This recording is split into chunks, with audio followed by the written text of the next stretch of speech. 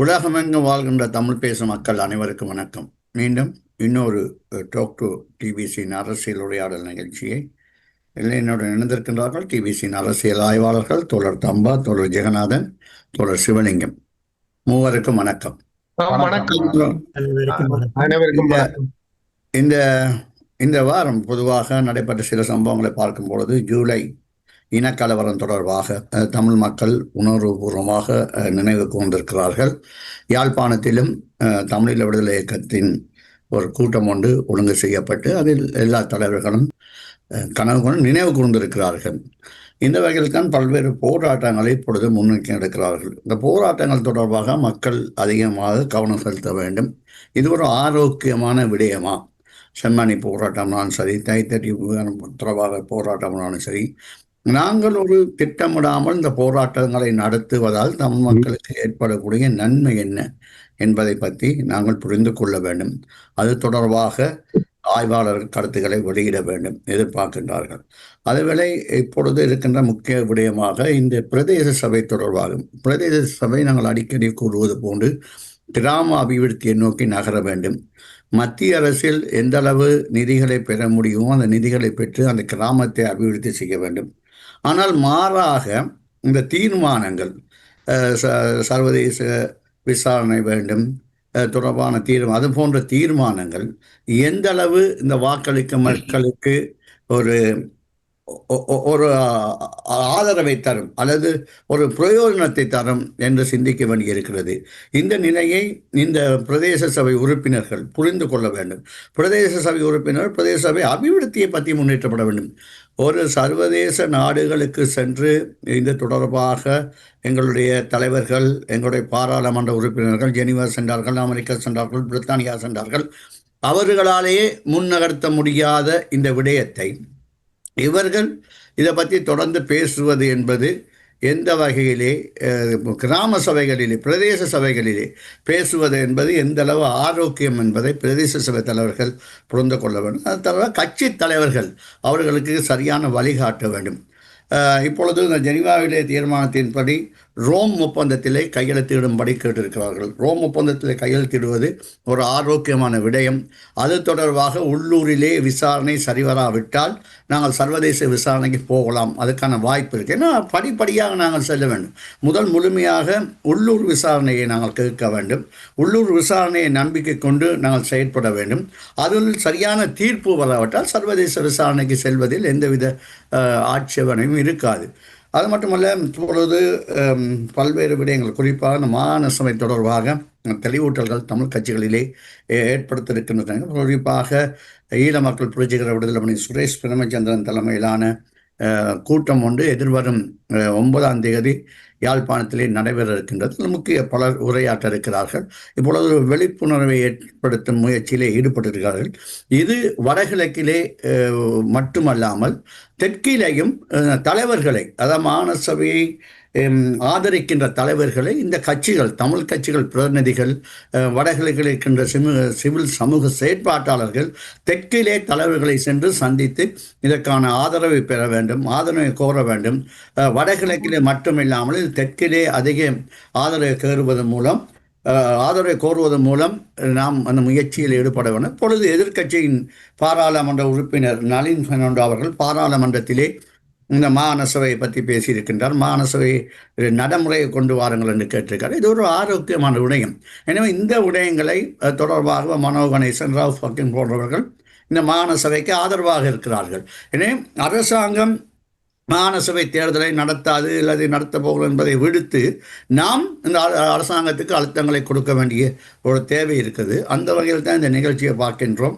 இந்த நிகழ்ச்சியிலே முக்கியமாக இந்த விடயங்களை பற்றி பேசுவோம். தம்பா, நீங்கள் எவ்வாறு இந்த நிகழ்ச்சியை பார்க்கின்றீர்கள் என்று? வணக்கம் நேயர்களே, நீங்கள் கூறிய அனைத்தும் மிக முக்கியமாக நிகழ்வுகளாக கருதப்படுகின்றது. முதலாவதாக இந்த ஆர்ப்பாட்டங்கள் பற்றி குறிப்பிட்டீர்கள். கடந்த சனிக்கிழமை செம்மணியில மற்றது முல்லைத்தீவுல இன அழிப்புக்கு எதிரான சில ஆர்ப்பாட்டம் நடந்திருக்குது. மற்றது மட்டக்களப்பு காந்தி பூங்காவில் ஒரு ஆர்ப்பாட்டம் நடந்திருக்குது. கொழும்பிலையும் சர்வதேச பொறிமுறையை கோரி திருவோணமலையிலையும் கொழும்பிலையும் ஆர்ப்பாட்டம் நடந்திருக்கு. இந்த ஆர்ப்பாட்டங்கள் ஒவ்வொன்றும் ஒரு 50 பேருக்கு உட்பட்டதாக தொடர்ச்சியாக நடத்தி கொண்டு வருகிறது. இது எந்த அளவுக்கு நாங்கள் விரும்புகிற தாக்கங்களை கொடுக்கும் என்றது, ஒரு போராட்டம் என்பது ஒரு இலக்கை நோக்கி நகர வேணும் என்பது எல்லாருக்கும் தெரியும். அந்த வகையில இப்படியான போராட்டங்கள் திரும்ப திரும்ப இப்படி சொல்லி ஒரு குறுகிய நம்பர் உள்ள ஆட்கள் இது விழிப்புணர்வு ஏற்படுத்துவதற்கு அவ்வாறு விழிப்புணர்வு ஏற்படுத்துவதானால் வேறு அதை அடுத்த கட்டமாக விஸ்தரிப்பது எப்படி, இவற்றை கட்சி அரசியலுக்கு அப்பால் எவ்வாறு எடுத்துக்கிறது. ஏன்னா இந்த போராட்டத்துக்குள்ளே ஒரு இன்பில்ட் நெகட்டிவ் போர்ஸும் ஒன்று இருக்கு. அதாவது இது ஒரு தேசியத்துக்கான போராட்டம் என்றும் தமிழர்களுக்குள்ள தேசியம் இல்லாதவர்கள் இருக்கிறார்கள். ஏன்னா வாக்காளர்கள் பாராளுமன்ற தேர்தலில் உள்ளூராட்சி தேர்தலில் மிக தெளிவாக பேசியிருக்கிறார்கள். தேசிய மக்கள் சக்தி ஒரு கணிசமான ஆதரவு தளத்தை கொண்டிருக்கின்றது. அந்த ஜனநாயக முடிவுகளை மக்கள் மதிக்கணும். இதுல தேசியம் இல்லாதனால இந்த விடயங்களில் உண்மையிலேயே சர்வதேச பொறிமுறை, இன அழிப்பு தொடர்பான விவகாரங்கள் சம்பந்தமாக, அயனாவன தொடர்பான பிரச்சனைகளுக்கு அக்கறை உள்ளவர்கள் இதற்கு அப்பால் சென்று ஒரு பொதுமக்கள் இதை செய்வதில் பிழையில செய்யப்பட வேண்டும். அதை மிகவும் கவனமாகவும் அர்த்தமுள்ளதாகவும் தொடர்ந்து படிப்படியாக இவ்வாறு கட்சி அரசுகளுக்கு அப்பால் அதை விஸ்தரிப்பது, மக்கள் மயப்படுத்துவது என்ற அடிப்படையிலும் செய்திருக்க வேண்டும். அப்படி செய்வதாக தெரியவில்லை. இது ஒரு குறிப்பிட்ட கட்சிக்காரர்கள் ஒவ்வொரு அவ்வப்போது கூடி ஒரு பிளக்கார்ட் என்பது சில அந்த பங்கு பெற்றோர் சிலருக்கு அந்த செலவுகள் இருக்கும், அந்த இதுகளை கொடுக்க வேண்டி வரும். அப்படியான இதுகளுக்கு ஒரு மக்கள் போராட்டமாக, மக்கள் எழுச்சியாக இது பரிணமிப்பதாக அதுக்கான எந்த விதமான சாட்சியங்களும் எங்களுக்கு தெரியவில்லை. அப்புறம் உள்ளுக்களால கட்டி ரகசியமாக மக்கள் போராட்டங்கள் ரகசியமாக கட்டி எழுப்ப முடியாது என்பது தெரிந்தது. அது அந்த வகையில அது ஒரு கட்சி அரசியலிலிருந்து வெளியில் எடுத்து ஆக்கபூர்வமாக படிப்படியாக விஸ்தரிப்பதற்கான நடைமுறைகளை செய்து மக்கள் இயக்கமாக நடத்தணும். அதற்கும் அரசியல், பொருளாதார, சமூக அபிவிருத்தி வேலைகளுக்கும் தமிழ் பேசும் மக்களின் நிறுவனங்களை, ஜனநாயக நிறுவனங்கள், உள்ளூராட்சி சபை என்றாலும் சரி, மாகாண சபை அமைப்பு முறையை கோருவதென்றாலும் சரி, பாராளுமன்றத்தில் எமது குரல்களை அர்த்தமுள்ளதாக ஒலிக்க வைப்பதென்றாலும் சரி, அது சட்ட ரீதியான கடமைகளை செய்வதற்கு அரசியல் தலைமைகள் ஒரு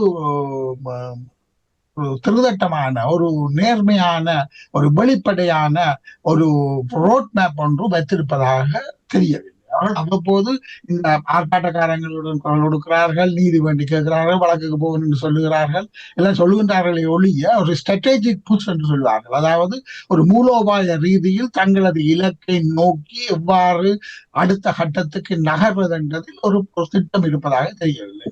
அடுத்ததாக நீங்கள் கூறிய இந்த உள்ளூராட்சி விவகாரம் நாங்கள் முதல்லயே சொன்னோம். உள்ளூராட்சி சபைகளில் 370க்கு மேற்பட்ட தமிழரசு கட்சி உறுப்பினர்கள் இருக்கின்றார்கள். 355க்கு மேற்பட்ட 355 தேசிய மக்கள் சக்தி உறுப்பினர்கள் இருக்கிறார்கள். கஜேந்திர பொன்னம்பலம் தலைமையில் உள்ள பரந்த கூட்டு, சங்கு எல்லாம் சேர்ந்த கூட்டு 200 பேர் வரையில் இருக்கிறார்கள். இவர்களுக்கு இந்த தேர்தலுக்கு பின்னர் உள்ளூராட்சி சபைகள் ஒரு கடமை இருக்கின்றது. உள்ளூராட்சி சபைகள் கட்சி அரசியல் சம்பந்தமானது அல்ல, இவ்வாறான வெற்றி பிரகடனங்கள் சம்பந்தமானது அல்ல. இந்த உள்ளூராட்சி சபைகளில் நாங்கள் மீண்டும் மீண்டும் கூறி வருகின்றோம். இந்த நிகழ்ச்சியிலும் சொல்லுகிறோம், இதுக்கு வெளியிலும் கதைக்கப்படுகின்றது. இந்த மாகாண சபை ஒழுங்காக இருப்பதானால், அல்லது இவர்கள் கோருகின்ற சுயாட்சி, தன்னதிகாரம் போன்ற அந்த ஆளும் அந்த அந்த விடயங்களை சமூகத்தில் வளர்த்தெடுப்பதானால், அடியில் இருந்து இந்த ஜனநாயக கட்டமைப்புகள், சட்ட ரீதியான கட்டமைப்புகள் அர்த்தம் உள்ளதாக அது அமைக்கப்பட வேண்டும், அது செயலாற்ற வேண்டும், அதற்கான விவாதங்கள் நடத்தப்பட வேண்டும். 1500க்கும் மேற்பட்ட கவுன்சிலர்கள் வடக்கு கிழக்கில் தெரிவு செய்யப்பட்டிருக்கிறார்கள். அவர்களுக்கு ஒரு வேதனம் வழங்கப்படுகின்றது, அவர்கள் செயற்பாட்டில் இருக்கின்றார்கள். இவர்களில் இருந்துதான் வடக்கில் 37-38 மாகாண சபை உறுப்பினர்கள் வர வேண்டியது இருக்கின்றார்கள். அதுக்கு அடுத்ததாக கிழக்கிலும் ஒரு 35 பேர் வர இருக்கிறார்கள். இந்த 1500 பேர் இருக்கிறார்கள். ஆகவே இவற்றில் இந்த செயற்பாடுகளில் இருந்துதான் அடுத்த தலைமுறை தலைவர்களை கண்டுபிடிக்க வேண்டும். அப்படியான ஒரு எண்ணம் தமிழ் பேசும் மக்கள் மத்தியில் இருக்க வேண்டும். அதற்கு தெளிவான ஒரு கலந்துரையாடல் வெளி மிக மிக அத்தியாவசியமானது. இப்போ நடக்கிற அரசியல் இது கட்சி அரசியல் என்றும், நான் உன்னன் பார்க்க மேலானவன் என்றும், நான் புனிதமானவன் என்றும் சொல்வது எல்லோருக்கும் தெரியும். இதுல எதுவுமே கிடையாது. இதனால் மக்களுக்கு எந்த விதமான நன்மையுமே இல்லை என்பது எல்லோருக்கும் தெரியும். ஆகவே அப்படி இருக்கும் பொழுது இவர்கள் ஏன் இந்த இதில் மெனக்கெடுகிறார் என்று தெரியவில்லை. மூன்றாவதாக, மாகாண சபை விடயத்துக்கு வருவமாக இருந்தால், மாகாண சபையை நடத்துங்கள் என்று கோருவதிலேயோ, நீங்கள் ஆரம்பத்திலே கூறியது போல எதிர்கட்சிகள் ரவு ஹக்கீம் எனது கட்சி, சஜித் பிரேமதான கட்சிகள் எல்லோரும் சேர்ந்து கோரினாலும் மாகாண சபை தேர்தல் நடத்த முடியாது. மாகாண சபை தேர்தல் நடத்துவதானால் 2 விடயங்கள் நடத்தலாம். ஒன்று, இந்த எல்லை நிர்ணய சபை கமிஷன் 2018ஆம் ஆண்டு பாராளுமன்றத்தில் தோற்கடிக்கப்பட்ட எல்லை நிர்ணய கமிஷன் விடயம் ரீவிசிட் பண்ண வேணும், மீள் ஆய்வு செய்து நிறைவேற்றப்பட வேணும். அது நடக்க முடியாத காரியம், இந்த பாராளுமன்றத்திலேயே சாத்தியம் இல்லாத காரியம்.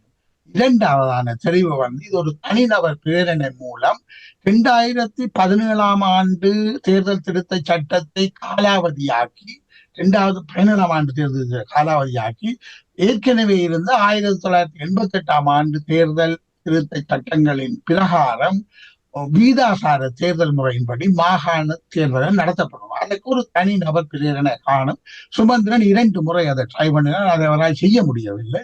இந்த முறை அதே பிரேரணையை சாணக்கியன் கொண்டு வந்திருக்கிறார். அதுக்கு திசை திருப்பும் வேலைகள் நடந்து கொண்டிருக்கிறார். ஆகவே தமிழ் பேசும் மக்கள் அடுத்த கட்டத்தை நோக்கி நகர்வதற்கு அனைவரும் ஒருமுகப்பட்டு இந்த தனிநபர் பிரேரணையை பாராளுமன்றத்தில் கொண்டு வர வேண்டும். அதிலும் எதிர்கட்சியினரால் மாத்திரம் 55-60 உறுப்பினர்களை கொண்டு எதிர்கட்சியினரால் கொண்டு வர முடியாது.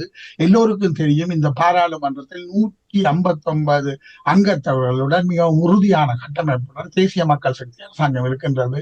அதற்கு தேசிய மக்கள் சக்தி அரசாங்கத்துடன் அர்த்தமுள்ள கலந்துரையாடல் ஒன்றை அனைத்து மாகாண சபையில் நம்பிக்கை உள்ள தமிழ் தரப்பு இணைந்து எதிர்கட்சியையும் இணைத்துக் கொண்டு அது நடத்தப்பட வேண்டும். இரண்டாவதாக, நீங்கள் ஏற்கனவே குறிப்பிட்டது போல சிங்கள மக்கள் மத்தியில் இது ஒரு துரித பொருளாதார வளர்ச்சிக்கும் அபிவிருத்திக்கும் ஜனநாயகத்தை பரவலாக்குவதற்கும் பலப்படுத்துவதற்கும் இது அத்தியாவசியமானது என்ற கருத்தை சிங்கள மத்தியிலும் கொண்டு போக வேண்டும். நீங்கள் கூறியது போல 9ஆம் தேதி நடக்க இருக்கின்ற இந்த இந்த கூட்டத்தில் பல முக்கியமானவர்கள், பழைய விக்னேஸ்வரன் உட்பட கோசலை மதன் போன்றவர்கள் எல்லாம் தங்களது கருத்துக்களை சொல்ல இருக்கின்றார்கள். மீண்டும் சொல்லப்பட்ட கருத்துக்கள் அவர்கள் அதை பரவலாக மக்களுக்கு விளங்கப்படுத்துவதுடன் இந்த விடயத்தில், அதாவது தனிநபர் பிரேரணை பாராளுமன்றத்தில் கொண்டு போகப்பட வேண்டும். அது சிங்கள மக்கள் மத்தியிலும் தேசிய மக்கள் சக்தி அரசாங்க தரப்பிடத்தில் உள்ள அனுசரணையை பெற வேண்டும், அல்லது அது சாத்தியமாகாது. அந்த 2 விடயங்களிலும் அதுலதான் ஒரு ஸ்ட்ராட்டஜிக் புஷ் என்று சொல்வார்கள். அதாவது ஒரு மூலோபாயமான முன்னகர்வு ஒன்று மேற்கொள்ள வேண்டும். அதை செய்வார்கள் என்று நம்புகின்றோம். உங்களது கருத்துக்களை சொல்ல உறவுகள் கேட்டுக்கொண்டிருப்பது டாக்டர் டிபிசியின் அரசியல் உரையாளர். சொல்லுங்க அவர்கள், அதாவது அரசாங்கம் இந்த செம்மணி தொடர்பாக இந்த அகழ்வு தொடர்புக்கு 11.7 மில்லியன் ரூபாய்களை ஒதுக்கி இருக்கின்றது. எந்த ஒரு அரசாங்கமும் அப்படி செய்யவில்லை. ஆனால் இந்த அரசாங்கம் ஒரு ஆரோக்கியமான நிதியை ஒதுக்காவிட்டால் அதை தொடர முடியாது. நிதியை ஒதுக்கி ஒரு ஆதரவை வழங்கி இருக்கின்றது. இதை தமிழ் தரப்பு ஒரு சாதகமாக பயன்படுத்தி முன்னகர்த்தி செல்வதற்கு மாறாக இந்த தம்பாக்குறுவது போன்று இந்த போராட்டங்களை நடத்தி கொண்டு முடிவில்லாத விடயத்தை எதை காண போகின்றோம்? நீங்கள் குறிப்பிட்டது போல இன்று தற்போது தமிழ் அரசியல் ஒரு சிங்கள எதிர்ப்பு இனவாத அரசியலை நோக்கி அது சென்று கொண்டிருப்பதை நாங்கள் பார்க்கலாம்.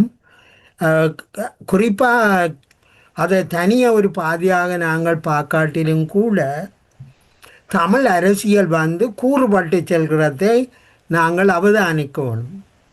குறிப்பாக தமிழரசு கட்சிக்குள் நடைபெறுகின்ற உள் முரண்பாடுகள் அதைத்தான் எங்களுக்கு அடையாளப்படுத்துது. இந்த அடிப்படையில் நாடு முழுவதும் ஒரு பாரிய மாற்றம் ஒன்று நடைபெற்று வருகிறது.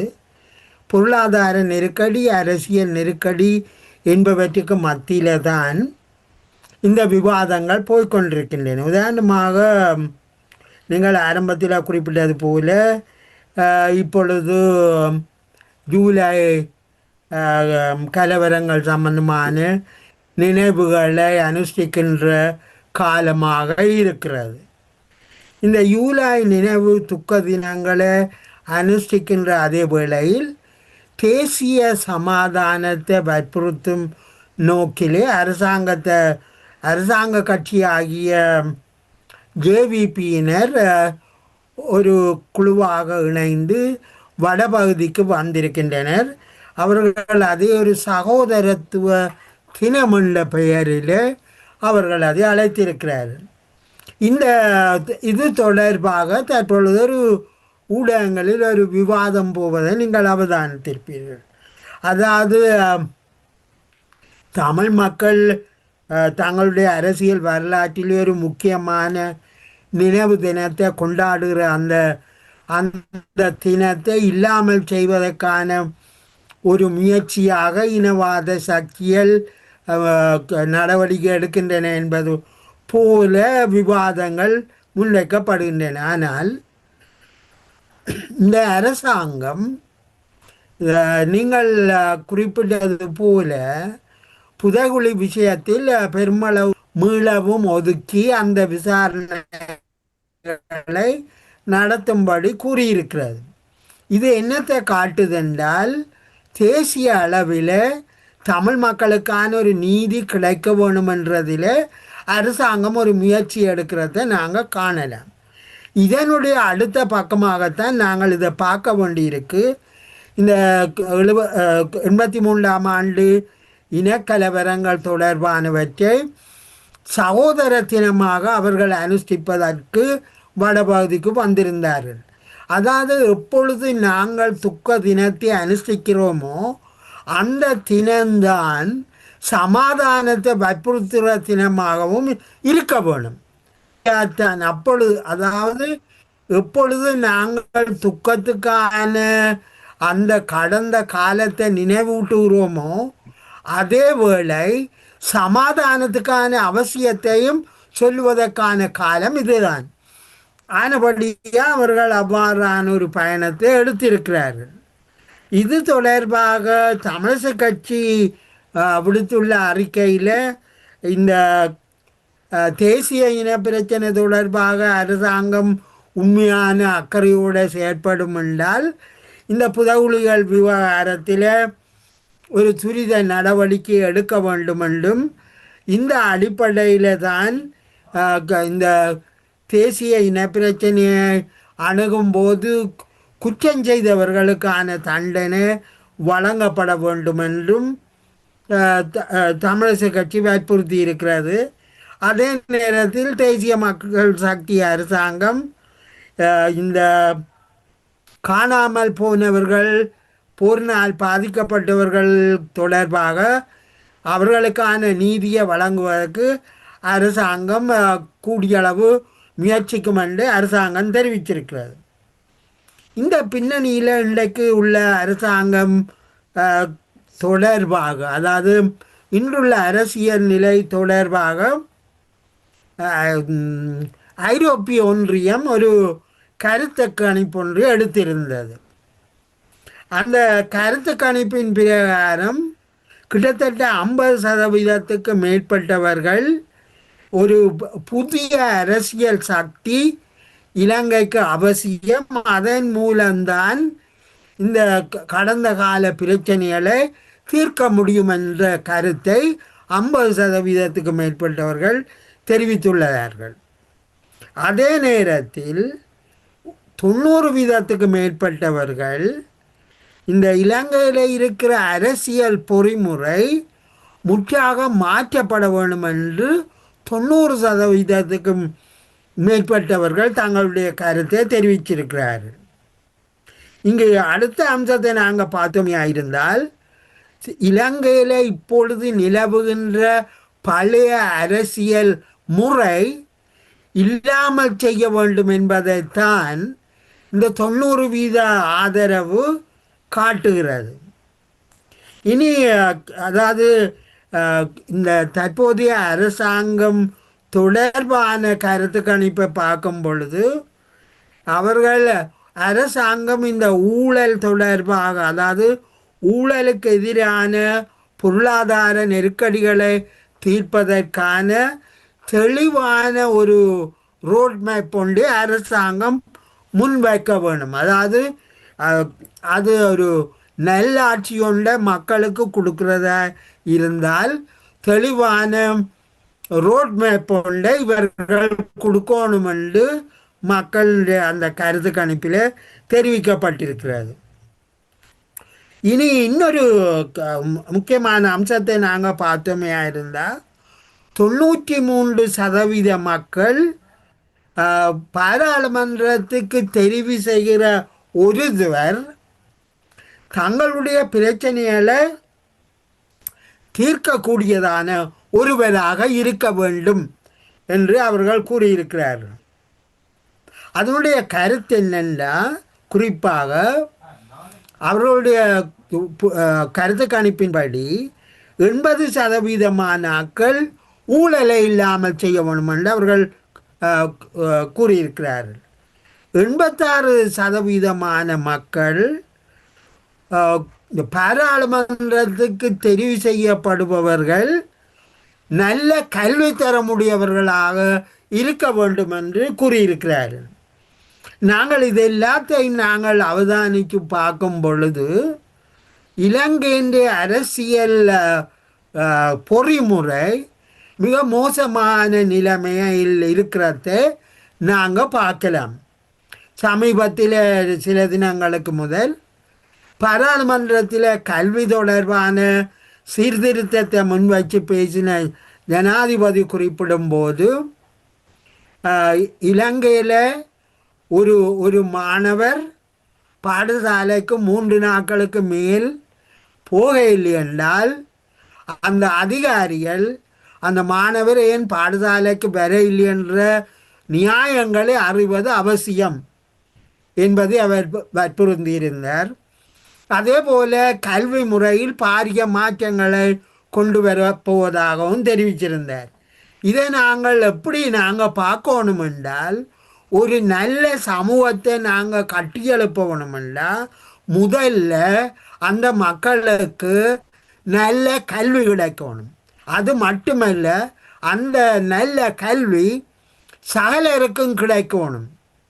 அந்த அடிப்படையில் தான் இப்பொழுது பாடசாலைகள் தொடர்பாக அரசாங்கம் அதிகளவு கவனம் செலுத்தி வருகிறது.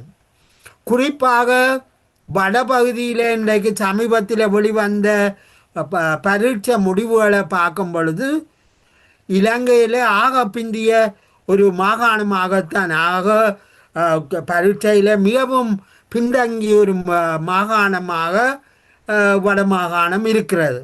எனவே இவற்றை எல்லாவற்றையும் நாங்கள் கவனித்து பார்க்கும் பொழுது இலங்கைக்கு ஒட்டுமொத்தமான அரசியல் மாற்றம், அரசியல் பொறிமுறை எவ்வாறு அவசியமோ அதே போன்று தமிழ் அரசியலையும் பாரிய பொறிமுறை மாற்றம், அரசியல் சிந்தனை முறை, அரசியல் கொள்கைகளில் பாரிய மாற்றங்கள் அவசியமாகிறது. அந்த அடிப்படையில் தான் எதிர்வரும் காலங்களில் தமிழ் மக்கள் மத்தியில் எவ்வாறான பொருளாதாரம், எவ்வாறான அரசியல் என்பவை பற்றி ஆக்கபூர்வமான அடிப்படையில் புதிய விழிப்புணர்வுக்குரிய அரசியல் கருத்துக்களை நாங்கள் முன்னெடுக்கணும். அதுதான் எங்களுடைய எதிர்கால திட்டமாகவும் அமைதல் வேண்டும். நன்றி தோழர் சிவலிங்கம். இப்பொழுது 2 தரப்பினரும் 2 ஆய்வாளர்களும் பல்வேறு கருத்துக்களை சொல்லியிருக்கின்றார்கள். உண்மையிலே வடபகுதி தமிழ் மக்களை பொறுத்தமட்டில், வடகிழக்கு தமிழ் மக்களை பொறுத்தமட்டில் ஒரு அரசியல் மாற்றம் தேவை.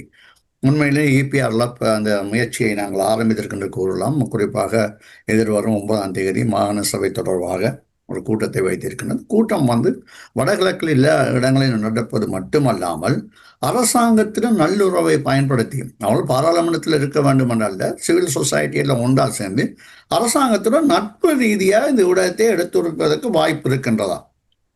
முக்கியமாக இந்த மாகாண சபை சம்பந்தமான விழிப்புணர்வை மக்களுக்கு மத்தியில அது எந்தெந்த விதத்திலே அது பிரயோசனப்படும் என்றதை குறைந்தபட்சம் கிழக்கு மாகாணத்தில் இருக்கிற பிள்ளையான் தலைமையிலானவர், இப்ப பிள்ளையான் சம்பந்தமாக பல விமர்சனங்கள் இருக்கலாம். ஆனால் அந்த தலைமத்துவத்தில அந்த கிழக்கு மாகாணத்தில செய்யப்பட்ட அபிவிருத்தி அல்லது அந்த கிழக்கு மாகாணத்தினுடைய செயல்பாடுகள் அளவுக்கு மக்களுக்கு மத்தியில அதுக்கான ஒரு ஆர்வத்தை அல்லது அவர்களுக்கு அந்த பிரச்சனையை தீர்க்கிறதுக்கு ஒரு மாகாண சபையினுடைய தேவை என்றதை குறிப்பிட்ட அளவுக்கு கூட இந்த வடமாகாணத்திலே அதனுடைய செயல்பாடு இருக்கவில்லை என்றது மிகவும் கவலைக்குரியது. அது நான் பல தடவைகள் சுட்டிக்காட்டி இருக்கிறேன். என்னன்னு சொன்னா, இந்த வடக்கு மாகாணத்தில் உள்ள மாகாண முதலமைச்சராக இருந்தாலும் சரி, அதிலே இருந்த பிரதிநிதிகளாக இருந்தாலும் சரி, அவர்கள் அதை எவ்வளவு நாசமாக்கி, அதாவது தமிழ் மக்களினுடைய நம்பிக்கை இனத்தை உருவாக்கினதுன்றதுல எவ்வளவு தூரத்துக்கு அவர்கள் செயல்பட்டிருந்தார்கள்ன்றதன் மூலம் ஒரு மாகாண சபையினுடைய தேவை அல்லது அதுக்குரிய அதிகாரங்கள் சம்பந்தமாக அல்லது அதுக்கான நியம சட்டங்களை உருவாக்குகிறதுகளை பற்றி கூட அக்கறை இல்லாத ஒரு செயல் திறனற்றதாக இந்த மாகாண சபை இருந்ததுன்றது இன்றைக்கு அது ஒரு பெரிய ஒரு பாதகமான நிலைமையை இந்த மாகாண சபை செயல்பாட்டால மக்களுக்கு மத்தியிலே ஏற்பட்டிருக்கிறது. இதை முதல் மாற்ற வேண்டும். இதுக்கான முயற்சிகள் மேற்கொள்ளப்பட்டாலும் இது கடந்த காலத்துல மாகாண சபை முறைகளை சம்பந்தமாக நீதிமன்றத்திலே அதுக்கான நியாயமான தீர்ப்புகளை அல்லது நியாயமான அவர்களுக்கு இருக்கிற அதிகாரத்தை வலுப்படுத்துகிறதுக்காக உங்களுக்கு தெரியும், ஷிராணி பண்டாரநாயக்கா பிரதம நீதியரசராக இருந்த பொழுது அந்த காணி அபகரிப்பு சம்பந்தமாக, அதாவது மத்திய அரசாங்கம் மாகாண சபைக்குன்ற ரீதியில நான் நினைக்கிறேன் மத்திய மாகாணம் என்று நினைக்கின்றேன், அல்லது உவ மாகாணமாக இருக்கணும், அது எடுத்த நடவடிக்கைகளுக்கு எதிராக தீர்ப்பளிச்சுன்ற ரீதியில அவருக்கு எதிராக பழிவாங்கலை எப்படி பசில் ராஜபக்ஷ இந்த கும்பல், அதாவது விமல் வீரவன்சா இவர்கள் எல்லாரும் எவ்வளவு கேவலமாக நடத்தினார்கள் தெரியும். ஆகவே தென்னிலங்கையில ஏற்படுத்தப்பட்ட அதனை புரிந்து கொண்டு அவர்களுடைய ஒரு உறவை வளர்த்துக் கொள்ளுகிறதுக்கு நாங்கள் தவறி இருக்கிறோம். அதாவது குறிப்பாக என்ன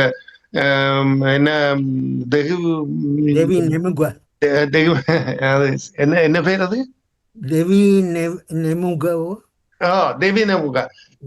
அதாவது சமுர்த்தி திட்டங்களுக்கு எதிராக வழக்குகள் போடப்பட்டு அதுகள் சம்பந்தமான ரீதியில வடமாகாண சபை எந்த அளவுக்கும் ஆர்வம் காட்டாது மட்டுமல்லாமல் அதற்கு எதிராக குரல் கொடுக்கிறது அதுன்ற ரீதியில இல்லாமல் ஏதோ இப்பொழுது இந்த பிரதேச சபைகள் இயற்றுகிறது மாதிரி தீர்மானங்களை இயற்றுகிறது, இனப்படுகொலை இவைகள்ன்றது. ஆகவே அந்த மக்களுக்கு எதை செய்ய வேணும் என்றதை புரிந்து கொண்டு அதுக்கான செயல்பாடுகளை செய்ய தவறியவை இவைகள் எதிர்காலத்திலே இதுக்கான மாற்றங்களை ஏற்படுத்த வேணும் என்று சொன்னால், குறிப்பாக இந்த 7 அதாவது வடக்கு கிழக்கை விட 7 மாகாண சபைகளினுடைய இந்த தீர்மானங்கள்ன்றது முக்கியமானது. நான் அதை கடந்த தடவைகளிலும் அதை பற்றி குறிப்பிட்டிருக்கேன். கவர்னருடைய அதிகாரம் என்றது குறைக்கப்பட வேணும் என்றது, கவர்னரை இருக்கக்கூடாதுன்ற அளவுக்கு தென்னிலங்கையிலிருந்து தான் தீர்மானங்கள் உருவாக்கப்பட்டிருந்த அவர்களுடைய அறிக்கைகள் உருவாக்கப்பட்டது. ஆகவே இவைகளை இந்த ரீதியில மாகாண சபைகளின் சம்பந்தமாக அதிகாரங்கள் வேணும் என்றதுல தென்னிலங்கையில ஆர்வம் காட்டின அளவுக்கு வடக்கு கிழக்கு அதை எந்த அளவுக்கு ஒரு செயல்திறன் அற்றதாக உருவாக்க வேண்டும் என்றதுலதான் தீவிரம் காட்டின நிலைமைகள் உருவாக்கப்பட்டது. இப்ப இவைகளை தெளிவாக மக்களுக்கு மத்தியில கொண்டு செல்ல வேண்டியதும், தென்னிலங்கையில் உள்ள கடந்த காலத்தில் இந்த மாகாண சபைகளுக்கான அதிகாரங்கள் என்றதில் அவர்கள் அக்கறை செலுத்தினார்கள் என்றதை வலுப்படுத்தக்கூடிய ரீதியிலும் ஒரு நியாயமான ஒரு புரிந்துணர்வை ஏற்படுத்துறதுக்கு எந்த அளவுக்கு முயற்சிக்கப்படுகிறது என்றதை வைத்துத்தான் இந்த மாகாண சபையினுடைய செயல்பாடுகள் வலுப்படுத்த முடியும். இதிலே இந்த அளவுக்கு அக்கறை செலுத்த போகிறார்கள், இது சம்பந்தமாக இதுல அந்த கடந்த காலங்களிலே அதை பற்றி அக்கறை செலுத்தினவர்களுடைய எப்படியான புரிந்துணர்வை வளர்க்க போகிறார்கள் என்றதுக்கான முயற்சிகளை இந்த அரசியல்வாதிகள் மேற்கொள்ளுவார்களா, அதற்கான ஒரு தயாரிப்புகளை அல்லது அவர்களுடைய ஒரு புரிந்துணர்வை ஏற்படுத்துறதுக்கு முயற்சிகள் மேற்கொள்ளப்பட போகிறதா என்கிறது தான் இந்த மாகாண சபையினுடைய எதிர்காலம் சம்பந்தமான ரீதியில வளர்ச்சியை ஏற்படுத்த முடியும், அல்லது அதுக்கான தென்னிலங்கையிலும் அதுக்கான குரல்களை வலுப்படுத்த முடியும் என்றதுக்கான முயற்சிகளை மேற்கொள்ள முடியும். ஆகவே அங்க இதுக்கான வழிகள் எல்லாம் அல்லது அக்கறை செலுத்துகிற நபர்கள் தென்னிலங்கையில இருக்கிறார்கள்.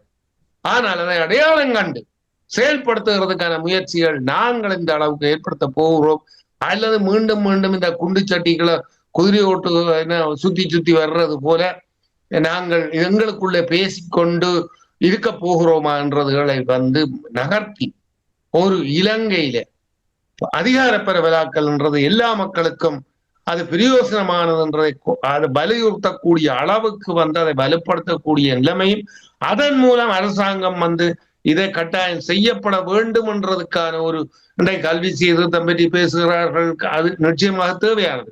ஆகவே என்ன தனிய பாடங்களை என்ன வாசிப்பு முறையிலே அல்லது படிக்கிறது என்ற ரீதியில அவர்கள் உருவாக்கப்படுகிறதுன்றதை விட தொழில் சார்ந்த ரீதியில எப்படி இதை கொண்டு வர வேண்டும் என்றதுக்கு அரசாங்கம் மேற்கொள்ளுகிறது போல அரசியல் பரவலாக்கல் அரசியல் அதிகாரம் என்றது மக்களுக்கு எல்லா மட்டத்திலும் தேவை என்றதுக்கு மாகாண சபையை பிரயோசனப்படுத்த வேண்டும் என்றதை வலுப்படுத்தக்கூடிய ரீதியில அதை முன்னெடுத்து செல்ல வேண்டிய ஒரு பொறுப்பு அனைத்து சமூக ரீதியாக செயல்படுகிற, சமூகத்தை பற்றி சிந்திக்கிற, சமூகத்தினுடைய வாழ்வாதாரத்தை வலுப்படுத்தக்கூடியதாக அதிகாரத்தை பரவலாக்க வேண்டும் என்ற சிந்திக்க வேண்டிய எல்லாருக்கும் இருக்குது.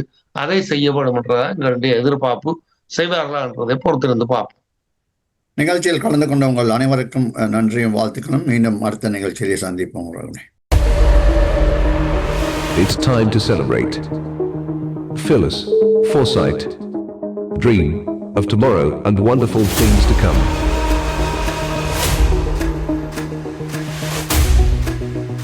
Talk to TBC.